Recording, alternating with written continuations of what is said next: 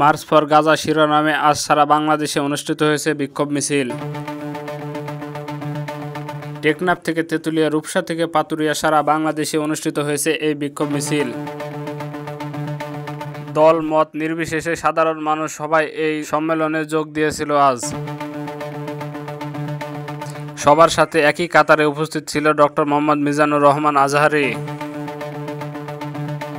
একই সাথে আন্দোলনে যোগ দিয়েছিল বিভিন্ন স্কুল, বিশ্ববিদ্যালয়ের শিক্ষক ও ছাত্রছাত্রীবৃন্দরা। সকাল থেকেই লোকজনের ছিল সমাগম, কিন্তু যখন দুপুর 2টা বাজে তখন থেকে জনসমুদ্রে পরিণত হয় এই আন্দোলন।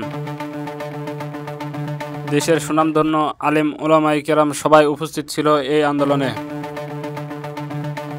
এই বিক্ষোভ মিছিলের প্রথম কাতারের দ্বারে ডক্টর মিজানুর রহমান আজহারী যাচ্ছিল, এমন দৃশ্যটি দেখা যাচ্ছিল ভিডিওতে।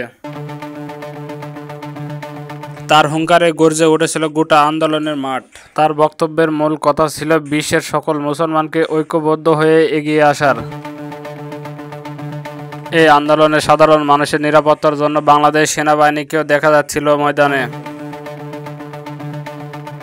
বিক্ষোভ মিছিল শেষ করে মহান আল্লাহ তাআলার কাছে দুহাত তুলে সবাই মিলে প্রার্থনা করে পুরা মুসলিম বিশ্বকে রক্ষা করুন, বিশেষ করে ফিলিস্তিনি মুসলমানদের রক্ষা করুন।